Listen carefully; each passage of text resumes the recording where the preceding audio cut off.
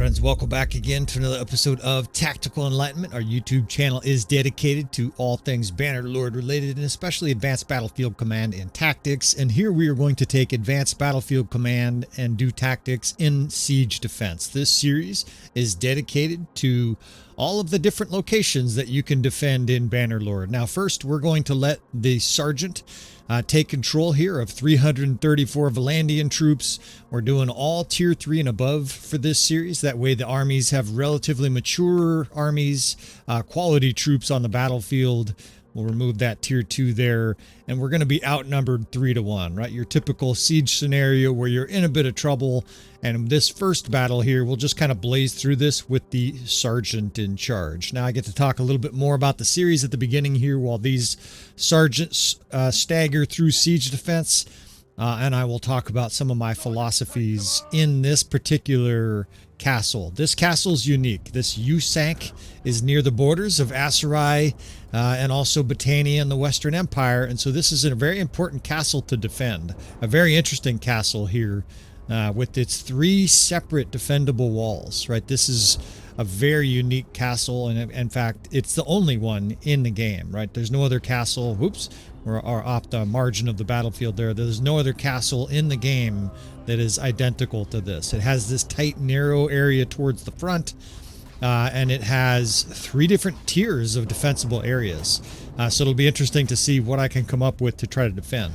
Now we're doing this with the Sergeants first here for a couple of reasons. First is to show you the AI, how they do here, so we get a benchmark for this siege defense. Like all of these siege defenses, we'll spend a minute maybe at the beginning, might be 2 minutes, watching how the AI defends, you know, getting smoked on the walls here. I don't recommend this, of course. And then we will get a benchmark of how the AI does. In other words, if you just leave it control of Sergeants, right? Sergeants take control, see how they do, and then we will try to eclipse that with our own tactics, right? We will micromanage, we will position units intelligently, and we will see if we can overcome the Sergeant results. I imagine 95% of castles and cities we're going to be able to defend better than the AI, and that is simply because the AI gets smoked on the walls. It doesn't use shock troops very well. It doesn't use archer squares or flanking fire very well. And so I think it's a pretty safe bet here in this series that if you follow the techniques we're going to share, you will be able to defend whatever it is you're defending, right? And of course, you'll have different units perhaps, but these tactics should be universal. In other words, if we didn't have Valandia here, if we had the Aserai or the Western Empire or Britannia or something like that, I think it would still be as successful, or maybe even more, right? Certainly with Britannia, it should be more successful. I grade Britannia the best kingdom for defending because of the Fian Champs and their javelin units. Range is key for defense. All right, so it's starting to break down, right? And this is one of the problems the AI suffers, right? It'll have a breach. One of your jobs as a commander is to make sure you don't have a breach. However, if you're defending all 3 of these wall locations very frequently, you're going to have a breach. And also the way they're defending leaves them hyper vulnerable to units outside shooting them. And ultimately, this castle siege defense here is going to fail. Now, we're outnumbered 3 to 1, but realistically, you should be able to win this battle with some good tactics. And I think we will be able to do so. You see they're achieving just under a 2 to 1 KDR here. In fact, we're gonna show you some of these thoughts before this battle ends, just because it's taking a little bit longer. See these side areas here? See how they're out of line of sight? We're definitely going to put archers on these walls over here. We'll protect them with infantry. And then I think we will put troops on these stairways, right? And pen the enemy up. Basically keep them vulnerable to our archers and not letting them charge down to the courtyard like they're doing here. I will also have secondary plans. I have a whole secondary contingency plan already sort of thought out for this castle that if it happens, if we get sort of pushed out of the main area, we will try a secondary defense. All right, all the same settings, of course. We're just changing it to commander so that we're in charge, so that we're micromanaging all the units. Incidentally, if you're a mercenary or you're not the lead vassal, you can't do this, right? That's the most common question. Guys are like, I'm ready to defend siege, but if you're not the leading mercenary, or excuse me, the leading vassal, or you know, your own kingdom, then you don't have control over all the units. Now I'm going to use 8 divisions, but never fear, right? A lot of these units are going to be automatons, and what I mean by that is they're just going to stand there. Once you set them up in this initial screen where you have unlimited time, these guys will sit there the rest of the time and basically just be robots firing turrets, just attacking whatever they can, right? It's not going to be, I'm going to disable my phone here. It's not going to be a massive amount of micromanaging for you, right? I understand a lot of guys are very intimidated by a massive amount of micromanaging, so we will skip that part. All right, so first infantry division will for sure be at the gate, and I want to have at least 2 other infantry divisions, right? I want to have a shock troop division. You get shock troops, right? Shock troops, your two-handed weapon guys, by having all the other infantry divisions have a shield, and then your shock troops, of course, you assign no shield. That gives you more of those pole arm guys in there and stuff like that. Now, the first division is a strong infantry division because they're going to hold the gate. And this third division is basically an attack dog division, right? We can put them here at the base. They will defend the 4th infantry up on the walls behind them. They're in reserve. And basically, if we need them, right, we will pull them to a spot as need be. Now, we're going to try to destroy at least 1 siege tower. So I'm going to lean our defenses here towards the left of the castle, if you're wondering why I'm doing this. So these guys in a nice long strip here, sometimes you got to play with it a little bit until you get sort of the lineup you want, right? You want these guys to have some room to shoot. If they're right on top of each other, they will not shoot. We've got more archer units. I actually feel like I have more units than I need here. We could probably win this outnumbered 5-1 or 6-1, but we'll try 3-1 here. Some of these series I'm going to try it harder. 5-1, outnumbered 5-1, and others I'll just roll with the same. I actually just forgot to adjust it. We will just roll being outnumbered here, 1,000 versus 333, or 3-1. And stick some more archers here. These guys are heavily protected, right? They're behind a whole separate wall, and that is our contingency plan, is to fall back to that second tier. This is exactly how these castles were defended, with one exception, of course. You would put archers all over the front wall there, and these morons would just fucking take cover. Unfortunately, the AI just does not take cover. What I mean by that is they would shoot, and then as they're reloading, they would get behind a fucking solid object. Well, the AI just doesn't do that. And Bannerlord, why are you guys on the walls? Get off the walls. I don't know why these guys are on the walls. Maybe I've fumbled a command or something like that. But you don't want guys up here for that reason I just mentioned. They just do not take cover well.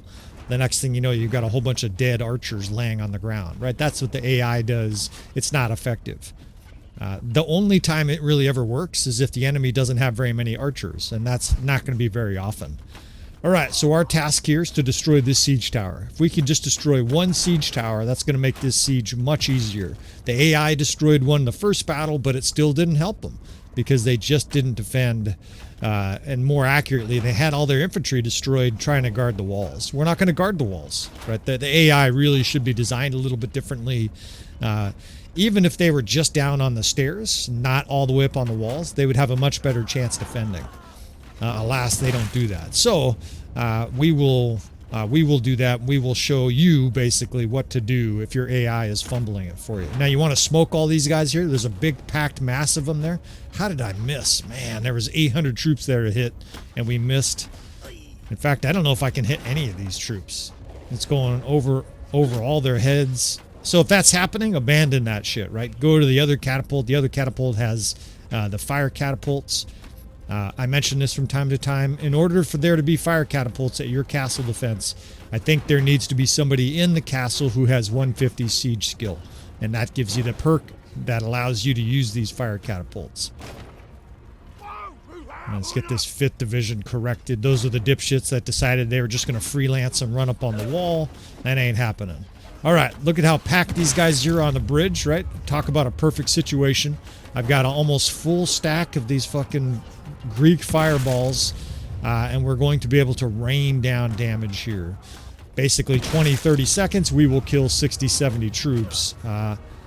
And of course, I didn't do this in the first battle. This would have added, you know, a little bit to the assault of that first battle.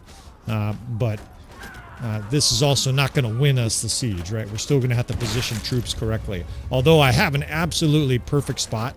This varies. From some castles, you can't reach all the troops with your fire catapults. They're too far away. Or your guys shoot them all before you can even get up there. Sometimes you don't have a good spot to throw them from. Sometimes it's dangerous just to pick them up. Here I have an almost perfect spot just to pick up these basketball looking fucking things and kill all the basketball players down on the court. We must have killed 60, 70 troops there easily. All right, let's see what else we can do here. Now, I'm very wary being in here. In fact, there's enemies right here. That's because they're coming up that siege tower. The fucking death sounds. I got Manavolitons and shit chasing after me. Oh shit, I missed. I'm paying for it too. I almost died already. Hit shield on back. Even though I got hit on the shield, it still almost killed me. Well, we're kind of fumbling our character control here, but I still think our tactics can win the day. So I'm going to have to shift a little bit more defensively here. If you're doing these sort of micromanaging skills and moving units where you want, that's a vital thing. You need your commander to survive. Protect your commander. You will quickly experience what happens if you don't protect your commander here. You will have chaos and you will lose the siege. Now, I don't know if I mentioned it. I was thinking about it, and maybe I didn't mention it. That division behind me has infantry in it. It's archers and infantry, and that is purposeful. That way, those archers have a little bit of meat up there sort of guarding those guys, right? A few guys with a pike axe or a shield or whatever helping them. And look at this maelstrom. In fact, that is it. Oh, that is unbelievably fast. I mean, I didn't even have time to... Well, that was like a quickie where nobody is satisfied. I mean, we destroyed the enemy here. A 20-to-1 KDR. But this is not going to suffice for an episode. So we're going to go ahead and just leap to our death here. Let's do this over. What can we do here? I don't want to do the exact same things. You guys now get a recipe on how to destroy the enemy here. Let's go ahead and do a contingency plan fallback. In other words, we will fight this same battle, and let's just experiment. And we'll say, okay, you were trying this your first time, and the gate got blown open, and all of a sudden you had chaos. How do you defend these secondary tiers here, right? So we're going to do, so this will be a two-part episode here, defending the same castle, same amount of troops, and now that we know a pretty sure way to win this, one of the things that can happen is your gate can get blown open, right? The enemy all of a sudden surges in. You either don't have your troops ready or you don't have enough there and they get killed. Or worse, you put like archers with no shields there in a square and they all get killed, right? There's a lot of ways for things to go wrong in siege. And all of a sudden we'll just say the enemy's pouring through the gates. How do you defend these second and third layers of this castle? I don't know it very well. I don't know what components of this I can use, but I think we can pull this off. Now I'm going to position some of these troops back here already. What is this shit? Look at this fucking weird-ass layout. This is a good spot. We can put some guys here, a mix of infantry and archers. Again, I like to do that. That way there's a couple guys with a spear sort of protecting those archers. Now, I don't want them in the towers like that, so we'll clean it up a little bit. Sometimes you got to spend a minute pre-siege. It's worth it to have your units in the right spot. What is this? Is weird, man. This must just be a bug. Look at these guys are like in the basement or something like that. I've never seen that before, and I've played a lot of Bannerlord, but that's okay. We'll adjust. We'll either run troops up there or we'll make do without. I've got a couple different divisions of crossbow now in this secondary defense area. The enemy can access this area from this left side, so we're going to have to get creative on defending these areas. That fourth corps or third corps over there, that will help. Excuse me, 8th Corps. I'm getting my numbers mixed up here. So the 4th Corps is going to be an auxiliary square. The 1st Division will still guard the gate. Again, we're not just going to position all our units in the secondary area. We're going to position some of our units forward here and sort of pretend like the enemy's pounding on us, and then we will fall back and have a secondary siege. Like I said before, too, this is exactly how these castles are designed historically. A concentric defense design, whether it's circular or squares like this, the whole idea is that if the enemy's brave enough and commits enough blood to taking the outer part of your castle, there's a whole nother line, usually more reinforced and nastier than the first one, awaiting the enemy. I played Stronghold 2 is a castle simulated game, way too much, just like Bannerlord, and I got extremely well versed at designing savage castle defense systems. In fact, I would love to design castles for Bannerlord. Of course, with this stage, with my knowledge, god damn it, my assistant got smoked. My knowledge on defending castles, both in Stronghold 2 and now Bannerlord, I might make castles that are like no fun to defend because the enemy has no chance. Of course, then we would just ratchet up the difficulty and put 10,000 enemies against our 300. See what we can do. So I got a new lieutenant here helping me load the catapult, but I'm not sure we're going to be able to destroy the siege tower this second battle. This is actually fine if it doesn't get destroyed because I want to have a harder challenge here. Although, I think I can just chuck a few rocks on this thing. If you've got decent throwing skill, I don't know if we're going to be able to destroy it. Oh, it's almost down. We're going to be able to destroy it here just by chucking some boulders on this thing. I don't think it'll take many more. And then we'll have this thing... How come it's not dying? This thing should be going away. There it goes. We fucking threw a rock and the whole thing blew up. Totally unrealistic. I'm getting smoked in the face by arrows. And we're out of here. Right? When you get a catapult that's that hard to defend, just get out of there. That's just not a tenable situation. Now, just like the first battle, of course, we're going to rain down some of this Greek fire. These Greek fire really are OP'd, or OP, what you young kids say. It's OP, right? These things are, they are way too powerful.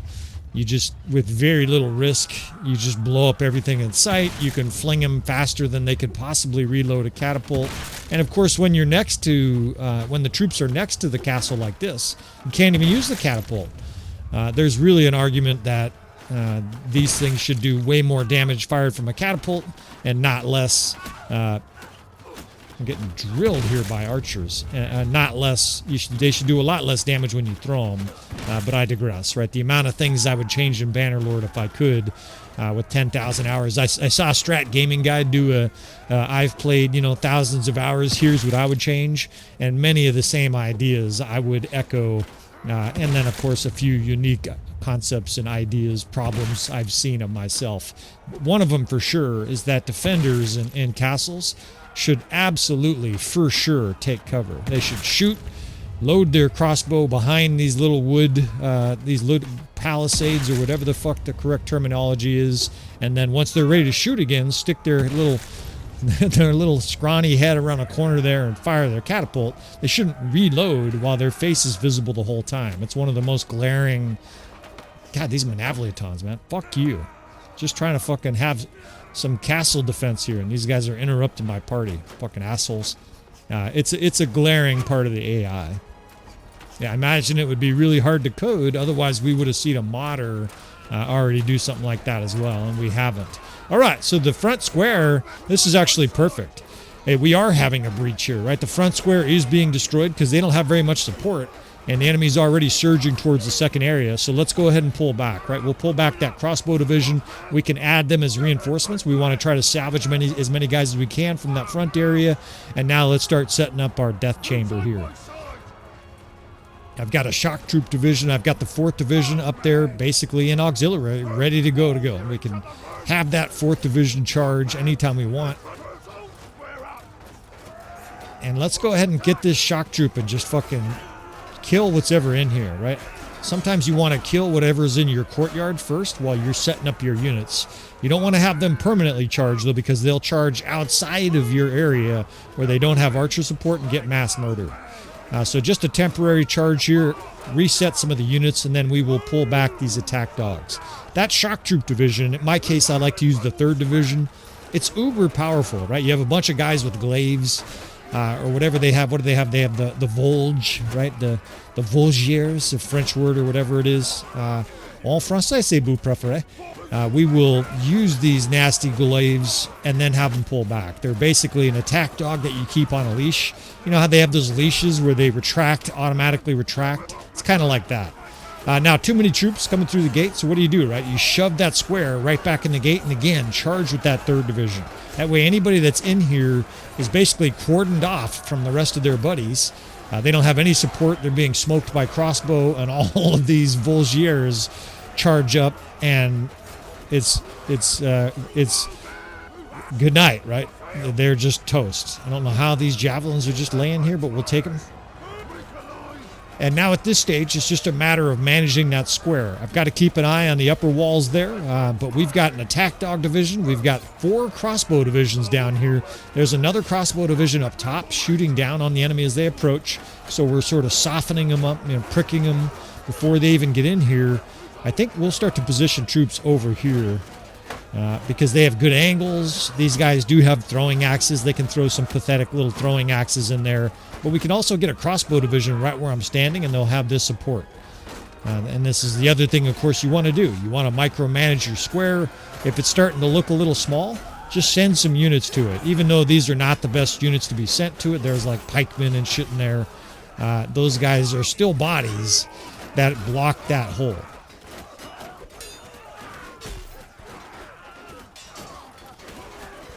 Now, 1, 2, 3.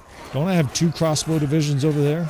Eventually, we will divide some crossbow units and get better angles. You see how a lot of these guys on the right are not shooting? You want most of your crossbow to have good line of sight, otherwise it's just not very effective. So let's see. Let's go ahead and split this division, and we can get a crossbow division to basically get onto the enemy's right flank and stick them over here next to these shock troops. Now let's see what's going on with the rest of our troops here. I thought, okay, these guys are still working, right? A lot of them are dead. They're getting shot by enemies outside here, but that's okay because these guys are working. It's a lot safer here than on the front walls, right? The enemy has to come in here first before they shoot them. They don't just get to stand there at 100 yards and pound your troops with range.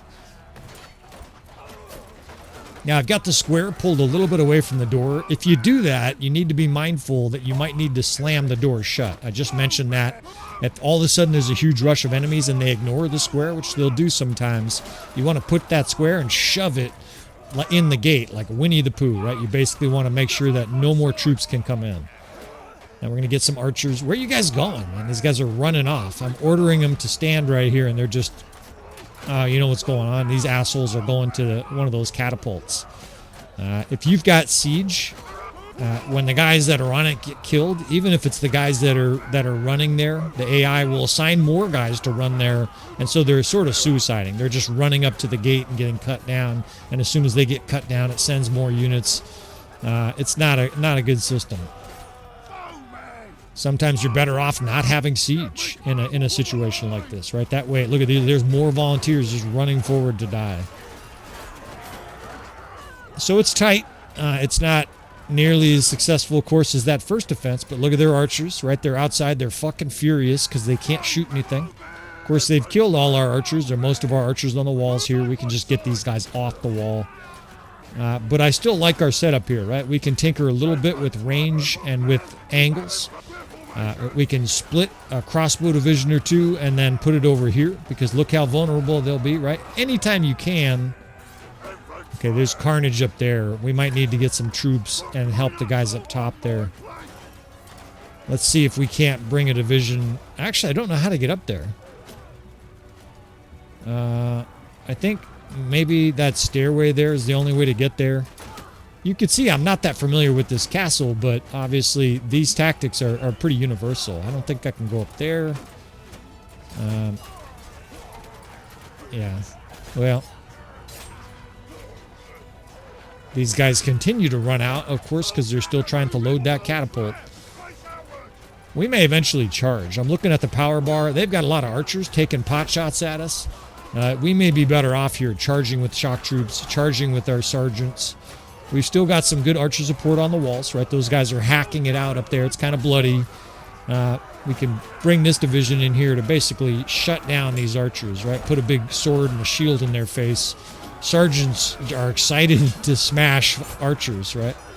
These guys come rushing up, close the door, kill everybody that's in here. In fact, I think let's charge these bitches. Let's just push everybody outside here. These two different crossbow divisions we can get set up on ramps and get flanking on the enemy here. But I think this charge alone may do it. They're blowing through archers, and this battle's over. So not nearly, of course, as clean as the first battle, but that's the idea, right? We're simulating a breach here as all these cowards run. We're simulating what happens if things don't go well. How do you recover? Hopefully that gives you a good idea. Now, if you get a full breach where none of your units are positioned, your best route is just to try to re-square and capture the courtyard. Alas, of course, we didn't show that here. All right, so that wraps up Usanc Castle. I'm probably going to do 1 or 2 of these a week, and hopefully the list eventually includes virtually every place in Calradia. Now, if you want to see more, of course, you want to subscribe to our series. A 4-to-1 kill ratio here. Hit that like button, fellas. I appreciate you guys, and I will see you next time.